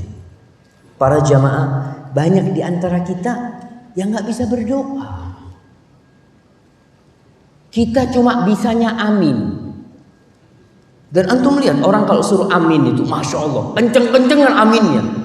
Kadang-kala amin sambil ngobrol, amin. Ente dari mana ini? Amin. Gak ada, amin. Makanya Rasul sallallahu alaihi wasallam mengajarkan kepada sahabatnya, pinter semuanya bisa berdoa. Karena kala banyak jemaah haji yang berada di tempat-tempat mustajab nggak bisa doa. Orang pada nangis, pada angkat tangan, pada minta, dia udah habis doanya. Ya bulan Ramadan, bulan dikabulkannya doa. Orang yang puasa punya doa mustajab. Maka kita belajar, hafalin doa-doa Rasul SAW. Ustaz susah, Ustaz udah tua, niat. Pokok niat udah ditulis. Aku mau nambah hafalan doa. Umar bin Khattab radhiyallahu taala anhu mengatakan, inna la nahmilu hammad du'a, hammal ijabah. Wa inna ma nahmilu hammad du'a. Kita ini enggak terbebani dengan dikabulkannya doa atau tidak. Enggak. Kenapa? Karena Umar yakin Allah itu akan kabulkan doa. Allah mengatakan, ud'uni astajib lakum. Minta aku kabulkan. Wa inna ma nahmilu hammad du'a. Yang jadi beban kalau kita nggak bisa doa. Fa idza ulhimna du'a fa ma'ahul ijabah. Kalau Allah buka pintu doa, insya Allah dikabulkan tuh doa. Karena Allah janji. Antum hafal itu doa-doa Rasul sallallahu alaihi wasallam itu indah zaman. Pendek-pendek tapi lengkap. Kita doanya panjang, ya Allah, aku menginginkan rumah di Pasar Rebo, luasnya 10 kali 20, gentengnya warnanya merah. Yang diminta rumah cuma. Kenapa kok harus panjang cuma minta rumah? Rasul sallallahu alaihi wasallam doanya, Allahumma inni as'aluka ilman nafi'an wa rizqan thayyiban wa amalan mutaqabbal. Semuanya untuk diminta. Doanya Nabi, Allahumma inni as'alukal huda wat tuqa wal afafa wal ghina. Rasul sallallahu alaihi wasallam berdoa minta berjumpa dengan Allah Subhanahu wa taala. Allahumma bi'ilmikal ghaib wa qudratika 'alal khalqi sampai akhir. Allahumma inni as'aluka asyauqa ila liqa'i. Aku memohon agar aku rindu untuk berjumpa denganmu.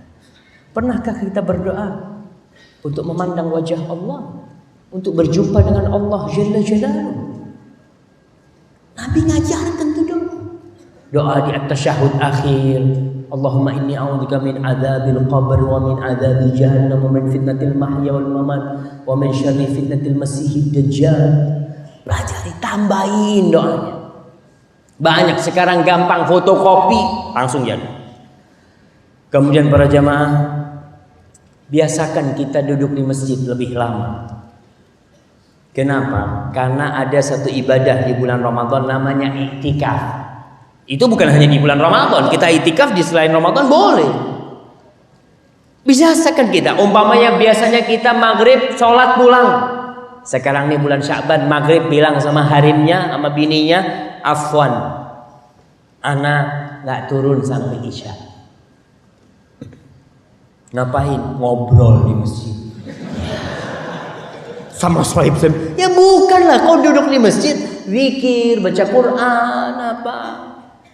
Ada orang nggak turun dari masjid pegang HP, buka Facebook. Sama aja di masjid, di rumah ini kerjaannya malah buka Facebook. Ini masjid untuk zikrullah. Maka paling tidak kita biasakan dari subuh nggak turun sampai matahari terbit. Lalu sholli duha di awal waktu sholat syuruk itu insya Allah dapat pahala haji dan umroh dan yang sempurna. Mulai biasa. Nggak tiap hari nggak apa-apa. Pas hari libur kita nggak kerja, kita berangkat. Terus jamaah, siap-siap untuk memberikan buka orang yang puasa. Kita punya kelebihan rezeki, udah disisihkan. Dan tidak harus orang kaya bersedekah. Kadang-kala kita berpikir, Ustaz, anak ini masih fakir, Ustaz, masih miskin, nggak bisa sedekah.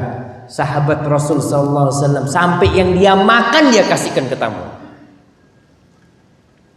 Kalau antum sekarang masih miskin gak sedekah, gak mau menyisihkan uangnya untuk memberikan buka kepada orang yang puasa, kapan antum akan bersedekah? Jamaah, orang miskin itu lebih mudah bersedekah daripada orang kaya. Umpamanya nih, kotak amal udah lewat belum? Kotak amal udah lewat belum? Hah? Udah? Mau dilewatin lagi? Jangan. Kita tuh kalau punya uang 10.000, 5.000-an dua, kita sedekah 5.000 itu enteng. Padahal yang kita sedekahkan 50% dari duit kita.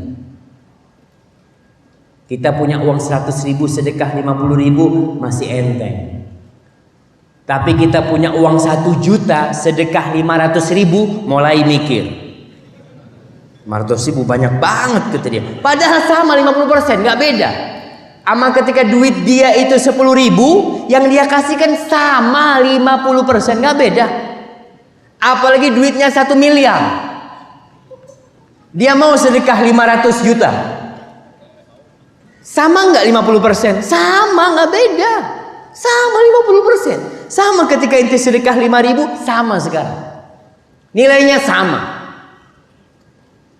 Tapi kenapa? Tatkala kita sudah mulai cinta sama harta, alhaakumut takatsur hatta zurtumul maqabir.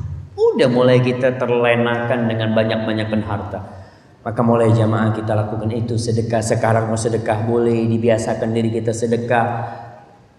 Kemudian untuk memberi buka orang yang puasa. Kemudian yang mau umroh, ingat umroh nih. Sekarang nih persiapan buat umrah Ramadan itu pahalanya sama dengan haji. Sekarang persiapannya bulan Sya'ban. Kemudian kurangin tidurnya. Karena ada orang puasa, karena dia nggak pernah latihan puasa pas awal Ramadan. Apa yang dia lakukan? Habis subuh tidur. Bangunin sama uminya. Fulan, ayo bangun. Umi, kita orang puasa. Emangnya cuma ente yang puasa? Semuanya puasa. Cuma karena dia nggak persiapan, biasa tidur habis subuh, dia tidur kerjanya. Kapan bangun? Duhur. Alhamdulillah, alladzi ahyana ba'da ma amatana wa ilaihi nusyur. Sholli zuhur. Allahu akbar. Pulang sholli zuhur, tidur. Kurangin tidur. Antum tahu Ashabul Kahfi tidur 309 tahun, ketika bangun ditanya, berapa lama ente tidur? Kalau 1 hari atau setengah hari. Mati orang tidur itu jamaah. Kurangin tidurnya. Kemudian kurangin begadang. Rasulullah SAW melarang tidur sebelum Isya dan ngobrol setelah sholat Isya. Nih kayak gini nih, nggak boleh gitu sebelum Isya. Iyalah kalau kita udah cukupkan sudah jamaah. Karena takut terlalu malam buat antum. Dan masih banyak lainnya. Antum kurangin begadang supaya bisa bangun malam. Banyak orang nanti Ramadan gak sahur. Aduh, telat sahurnya. Kenapa? Karena gak pernah bangun malam dia memang. Ya kita biasakan sekarang ini. Hadza wallahu a'lam bishawab. Itu yang bisa kita kaji pada kesempatan kali ini. Apabila benar yang Anda sampaikan itu dari Allah Subhanahu wa taala. Kalau ada yang salah dan kurang berkenan itu dari diri Anda sendiri, Allah dan Rasul yang terbebaskan dari kesalahan itu. Tapi yang jelas jemaah, persiapan kita pelajarin lagi, belajar lagi, ngaji lagi tentang hukum-hukum Ramadan khususnya di bulan Sya'ban ini. Hadza wa sallallahu ala nabiyyina Muhammadin wa ala alihi wa sahbihi wasallam.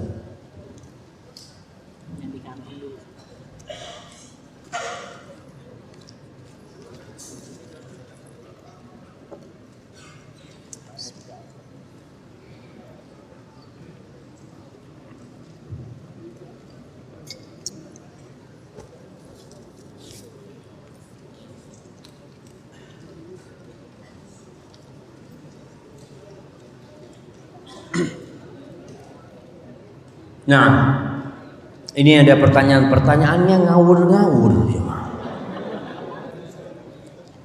Bagaimana dengan wanita yang ingin menikah dengan pilihannya, tapi terganjal izin orang tuanya?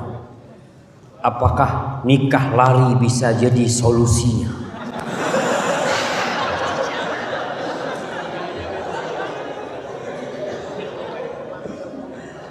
Jamaah. Ini gara-gara pacaran nih kayak gini nih. Nah, wanita-wanita dulu itu pemalu ya Masya Allah. Dia itu gadis pingitan, sampai orang yang mau ngelihat harus sembunyi-sembunyi ngelihat dia. Maka gimana dengan wanita yang seperti ini? Lihat kenapa orang tuanya tidak mengizinkan. Perempuan itu tidak boleh menikah tanpa ada wali. Jangan berpikir pakai wali hakim. Wali hakim itu setelah melalui proses baru dia boleh pakai wali hakim. Kemudian dia istikharah, minta sama Allah, dekat sama abahnya sama umminya. Abah, ummi, ana minta abah istikharah, ummi istikharah. Mungkin abah nggak suka tuh sama tuh rejal, sama tuh laki itu, tapi mungkin Allah jadikan itu baik buat anak. Minta marah, jangan mau kabur. Gimana kalau sudah orang tua nggak ridho sama anak, lari itu anak, nikah tanpa wali dan menganggap sah, nggak sah tanpa wali. Pakai wali hakim Ustaz, kalau tanpa proses nggak sah juga. Kalau wali hakim beneran melalui proses dipanggil tuh walinya, orang tuanya tetap tidak mau menikahkan, maka dipanggil wali penggantinya. Nikah ini nggak main-main ya. Berapa banyak wanita-wanita yang nikah lari, akhirnya dia menyesal. Diceraikan oleh suaminya, kemana dia balik? Ke abah sama umminya. Alafu abah, alafu subhanallah.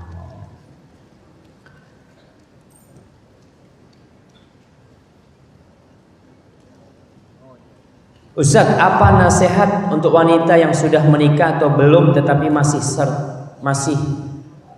suka berdandan, bermake up, parfum dan belum berkerudung secara syar'i? Belajar, suruh ngaji dia. Suruh sering datang ke kajian. Nah, Ustaz, sebagai istri yang terkadang merasa kesal dan jengkel terhadap suami, adakah cara istri menyampaikan kekesalan dan kemarahannya tanpa berdosa? Terkadang merasa kesal dan jengkel terhadap suami. Kenapa dia jengkel? Ya tatkala kita menikah, awal nikah nih, kita berpikir ya, yang perempuan berpikir lakinya ini sempurna, udah Masya Allah. Dia ngelihat dari jauh sampai ya Allah, ganteng banget ya. Dapat sebulan 2 bulan, ternyata kayak gini. Seperti dibayangin.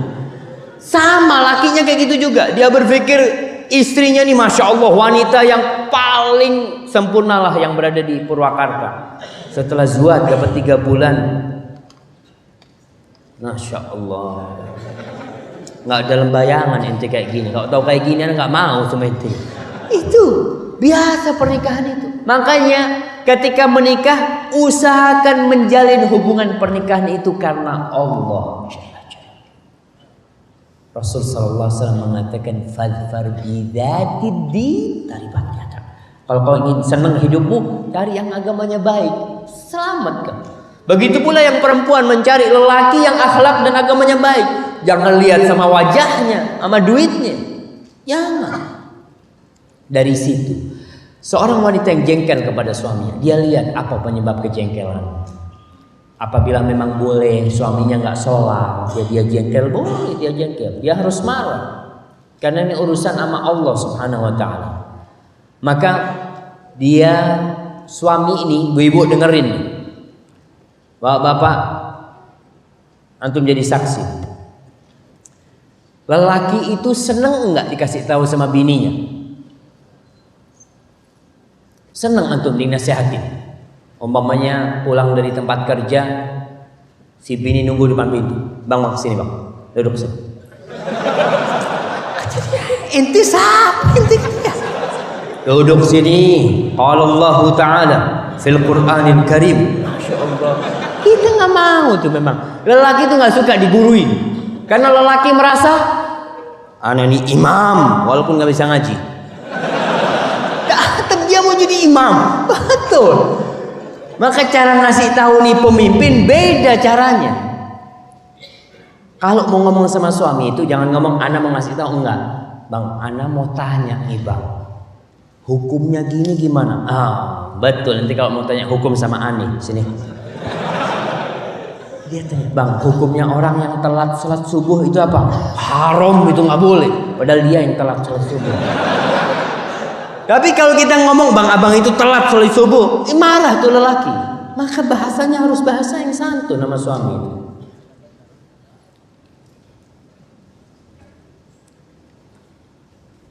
Nah, ini berkaitan dengan membaca Al-Quranul Karim. Lebih baik membaca Quran aja apa sama artinya.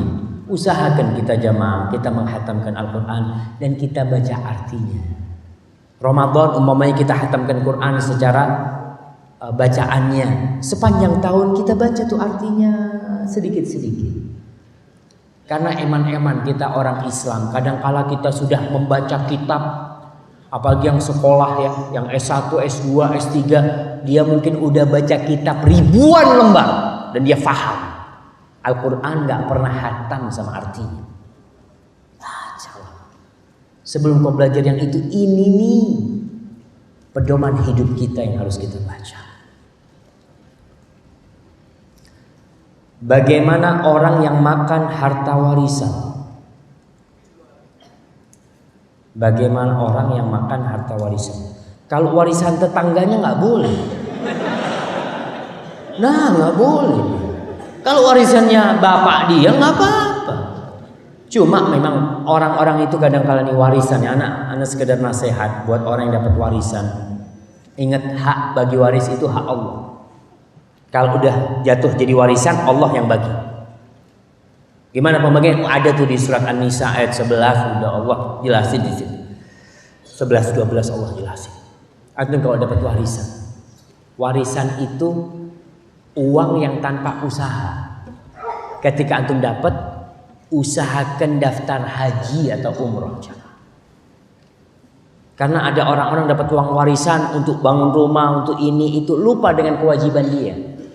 Engkau sampai mati nggak punya rumah nggak apa-apa. Tapi kalau dapat warisan, alhamdulillah kau daftar haji langsung. Dan banyak orang dapat warisan, banyak warisannya habis dan dia belum berangkat haji. Padahal ketika dia dapat warisan, wajib bagi dia haji.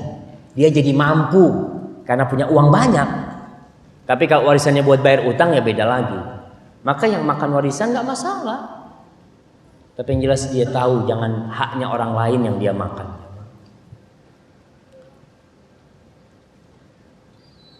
Ustaz, bagaimana melunasi hutang puasa istri di bulan Ramadan tahun lalu? Karena sang istri keburu lahiran lagi dengan fidyah atau qadha. Nah, ini berkaitan dengan hukum wanita hamil dan menyusui. Ada khilaf yang panjang di antara para ulama. Ada yang berpendapat memang dia cukup bayar fidyah. Dan pendapat itu pendapat yang kuat. Pendapat Ibnu Abbas dan Ibnu Umar. Tapi jumhurul ulama berpendapat harus qadha dia. Kalau dia mampu dia qadha. Dia tetap mengganti dengan puasa. Kalau model kayak gini mungkin dia bayar fidyah. Karena ada harim-harim yang tidak bisa mengqadha. Dia hamil, lahir, nyusuin. Sebelum selesai nyusuin, hamil lagi. Nyambung terus, ya udah dia bayar fidyah ketika itu. Fidyahnya mungkin nisfu sa'. Nisfu sa', separuh sa'. Sa' itu berapa? 2? Ya. Sa' itu ya sekarang ketentuan zakat fitrah, zakat fitri itu. Zakat fitri itu 1 sa'. 1 sa' itu ketentuannya 2,5 kilo. Ada yang mengatakan sampai 3 kilo, ya separuhnya itulah. Ada yang mengatakan 1 sa'. Ada yang mengatakan 1 mud. Tapi antum baca separuhnya itu insya Allah sudah. Antum panggil orang kasih makan ke rumah umpamanya. Kita nggak puasa 30 hari, undang 30 orang miskin. Kita kasih makan. Itu sudah bayar fidyahnya insya Allah. Itu bisa dengan cara seperti itu. Kita bisa kirim dengan beras atau kita kasih makanan sebanyak setengah sa'. Itu nggak masalah. Ana muslim. Tapi 10 tahun yang lalu ana tidak pernah puasa. Ibadah tidak pernah puasa dan ibadah lainnya. Alhamdulillah sekarang ana sudah hijrah menuju sunnah. Apakah puasa yang dulu ana tinggalkan harus diqadha? Sedangkan jumlahnya ana tidak tahu. Enggak, antum enggak perlu mengqadha. Antum banyak-banyak puasa sunnah dan banyak-banyak bertobat sama Allah. Minta ampun sama Allah SWT. Salat yang antum tinggalkan, zakat yang tidak antum bayar, ya. Kemudian puasa itu antum bertobat kepada Allah SWT dan mohon ampun kepada Allah. Insyaallah itu cukup ya. Dan banyak puasa sunnah tidak seperti itu. Assalamualaikum Ustadz, bagaimana cara menghadapi istri jika diajak diskusi masalah agama suka cepat marah? Ya jangan diskusi masalah agama antum sama dia. Ada suami ini yang serius terus sama istri. Dek sini dek, ana mau debat sama ente. Ini istri ente nih. Kalau ngomong sama istri itu beda. Jangan kayak guru ngomong sama muridnya, enggak. Kita lihat Rasul sallallahu alaihi wasallam ngobrol sama Aisyah ya. Sambil makan ya, kita duduk-duduk sama istri kita di teras depan rumah atau belakang rumah ngelihat bulan. Kau lihat tuh bulan tuh. Insyaallah ente lebih cantik dari tuh bulan. Itu yang disenengin sama bini tuh. Kalau diskusi agama berat buat dia, tapi dengan cara kita masuk lewat memuji dia. Katakan, wahai istriku, wallahi demi Allah, tidak ada wanita yang lebih ana cintai daripada ente. Mungkin kalau ente belah dada ana, ada nama ente di dalam. Lalu kita katakan, aku kepingin kalau kau keluar tuh, usahakanlah izin sama aku. Aku bingung kalau kau keluar, aku sampai rumah ngeliat gak ada dirimu, mungkin aku bisa pingsan. Kayak gitu, bahasa sama istri itu bukan bahasa qala Allah, qala Rasul. Pengajian nantinya, enggak gitu. Tapi bahasa-bahasa yang halus. Ya sekali-kali kita katakan kalau memang dia, bang, tapi ana denger kayak gini nih. Oh, coba kita lihat bareng-bareng nih. Di mana tuh ayat Qur'annya? Coba deh, bareng-bareng lihat ya. Insya Allah dia akan dapat hidayah juga insya Allah. Dan antum harus berbagi kasih dengan dia. Tadi Ustaz bilang Rasulullah Sallallahu Alaihi Wasallam berpuasa hampir full. Tapi saya pernah mendengar suatu hadis tidak boleh puasa di 15 hari terakhir bulan Sya'ban kecuali puasa yang sudah biasa dijalankan. Nah, sahih. Jadi orang yang tidak biasa puasa, yang 15 ke bawah nggak puasa, setelah 15 terakhir itu dia makruh buat dia puasa. Tapi kalau dia udah biasa puasa di awal, lewat 15 nggak apa-apa. Karena dia tidak mengkhususkan 15 terakhir, tidak. Jadi di awal dia udah puasa, nggak masalah buat dia. Seperti orang biasa puasa Senin Kemis, tetap dia puasa, nggak masalah. Puasa Daud nggak masalah, dia terus puasa. Sedang saya akan mau belajar berpuasa. Kalau dia belum berpuasa memang dimakruhkan. Dia puasa setelah ini. Tapi sebenarnya mengatakan nggak apa-apa kalau kamu memang ingin puasa, silahkan puasa. Yang penting nanti di akhir 2 hari sebelum Ramadan jangan puasa. Apalagi di hari syak, hari yang masih ragu-ragu itu masuk Ramadan atau tidak, itu haram hukumnya kita puasa pada hari itu. Kecuali orang yang biasa puasa. Umpamanya lagi ribut nih Ramadan Senin apa Selasa, kita biasa puasa hari Senin, kita puasa Senin nggak apa-apa, karena puasa kita puasa sunnah, bukan puasa karena ragu nih. Ya kalau Ramadannya hari Senin kan anak udah puasa, tapi kalau Selasa ya anak jadikan puasa sunnah, nggak boleh kalau itu niat dia. Assalamualaikum Ustaz. Ana mau nanya, ana ketiduran pas ba'da zuhur, bangun mau jam isya.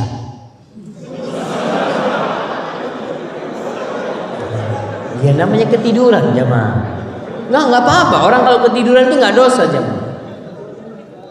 Anak lewat 2 waktu sholat. Nah itu bagaimana caranya? Apa bisa dibayar atau gimana? Nah yang bisa dibayar sholat itu dalam 2 kondisi. Lupa dan ketiduran. Lupa, bener-bener lupa. Dia biasanya orang yang sholat ke masjid, lalu dia nggak ke masjid karena dia mungkin safar atau gimana, ada urusan dia nggak bisa ke masjid. Dia berpikir sudah sholat. Sampai dia zuhur, asar, dia sholat ke masjid.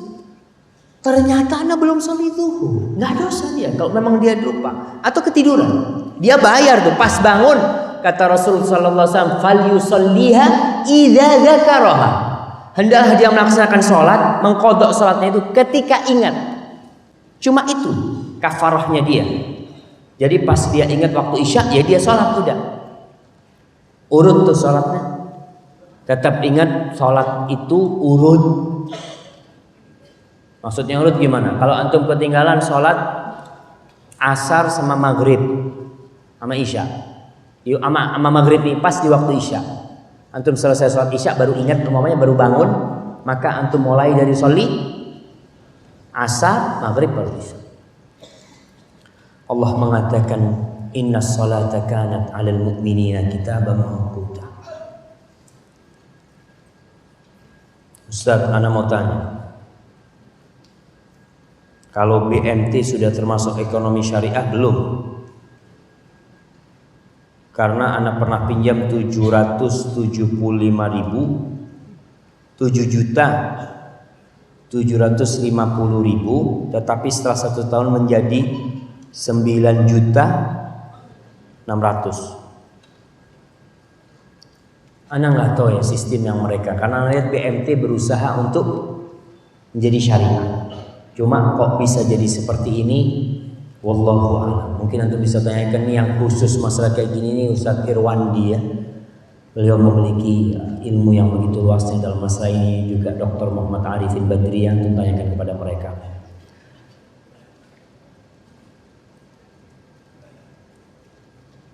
Assalamualaikum Ustaz. Ana Abu Nisa. Abu Nisa ini bapaknya Nisa. Ana sangat senang akhirnya Ustaz bisa datang ke Purwakarta. Ana udah 2 kali datang ke Purwakarta. Alhamdulillah Ustaz, ana pun dahulu seperti itu sebelum berhijrah. Setelah berhijrah ternyata cobaan semakin kencang. Bahkan ana mendapat pertentangan dari keluarga ana sendiri. Mohon nasihatnya Ustaz agar ana istiqamah. Syukran, jazakallah khair. Para jamaah, orang yang mau ngambil madu itu dia harus siap disengat oleh lebah, harus siap. Begitu pula tatkala kita hendak meraih surga Allah Subhanahu wa taala. Kata Rasulullah sallallahu alaihi wasallam, "Huffatil jannatu bil makarih wa huffatin naru bisyahawat." Neraka itu dikelilingi sama syahwat. Semua yang enak jalannya ke neraka. Antum lihat orang itu mabuk-mabukan, bayar, ke tempat-tempat maksiat, bayar ya, berangkat. Tapi ke masjid nggak bayar, gratis, diampuni dosanya, diangkat derajatnya. Berat mau ke masjid. Maka antum ketika berdakwah ke keluarga antum, modal pertama tuh akhlak. Tunjukkan akhlak yang mulia. Selama 40 tahun Rasulullah sallallahu alaihi wasallam berada di kota Mekah nggak berdakwah. Tapi beliau terkenal sebagai Al-Amin. Orang Mekah semua tahu nih, Nabi Muhammad SAW orang yang jujur. Itu aja ketika berdakwah ditentang besar-besaran oleh kaumnya. Padahal akhlaknya udah kayak gitu. Gimana dengan kita yang sok kadang-kala? Baru ngaji, pulang, Pak, sini Pak. Bapak ini masih banyak bid'ah-bid'ahnya. Si bapaknya nih datang abah, ngomong sama abahnya, hormati abahnya, buat abahnya seneng sama akhlak itu. Jangan sampai abahnya, nak kau ikut aliran apa nak? Tuh jenggot gak pernah kau pelihara, sekarang pakai jenggot. Jangan-jangan teroris kau ini. Ntar abah panggilin Densus. Kadang-kala anaknya kurang ajar sama bapaknya. Maka tunjukkan akhlak yang mulia. Tunjukkan akhlak yang mulia. Dan yang santun sama orang tua. Bahasanya anak sama orang tua itu ya bahasanya anak. Allah mengatakan wa qul lahuma qaulan karima, dan katakan untuk keduanya qaulan karima. Perkataan yang karim, yang mulia. Para ulama menjelaskan perkataan yang mulia ini kata-katanya mulia dan cara menyampaikannya mulia. Maka insya Allah ya kita berusaha berdoa dan antum bersabar. Bolehkah kita mengalah, menerima ketika dizalimi? Boleh, jemaah. Dan boleh kita ngambil hak kita nanti di hadapan Allah Subhanahu wa taala. Dan kita boleh memaafkan. Kita juga boleh mendoakan keburukan buat orang yang menzalimi kita. Boleh. Allah mengatakan la yuhibbullahul jahra bisu'i minal qawli illa man zalim. Allah tuh nggak suka. Wa kana Allahu sami'an alima. Allah nggak suka orang berdoa keburukan, mengucapkan ucapan keburukan kecuali orang yang dizolimi. Boleh itu. Tapi kalau dia maafkan, ya dia perbaiki, itu lebih baik. Ustaz, kayaknya cukup Ustaz. Ya, anak jamaah mungkin ini yang bisa anak sampaikan. Ini pertanyaannya masih banyak. Insya Allah nanti dijawab sama Ustaz. Apabila yang anak sampaikan benar itu dari Allah Subhanahu Wa Taala. Kalau ada yang salah dan kurang berkenan, itu dari diri anak sendiri. Allah dan Rasulnya terbebaskan dari kesalahan itu. Di sini ada hadiah anak mau bagi. Satu buat jamaah yang paling jauh. Mana jamaah yang paling jauh? Antum dari mana? Dari Cikampek, Kerawang. Ada yang lebih jauh dari Kerawang? Jakarta, Jombang.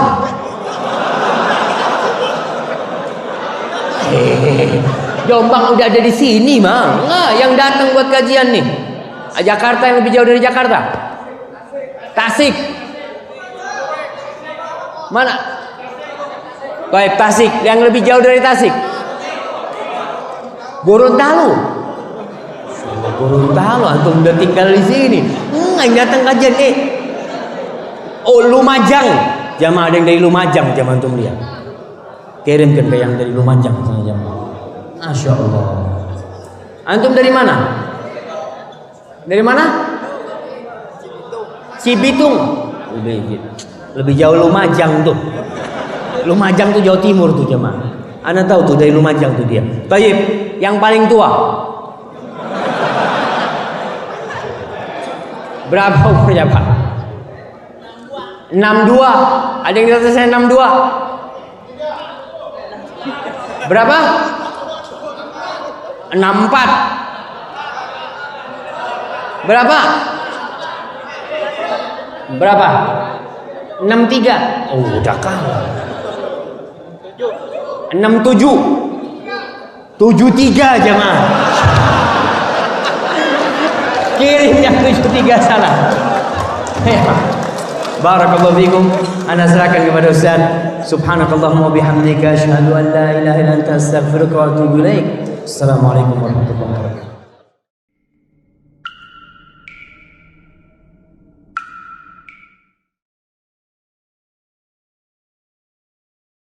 Assalamualaikum. Gimana? Menarik kan videonya? Saksikan video-video UFIT TV lainnya di www.ufit.tv. Nonton UFIT TV yuk!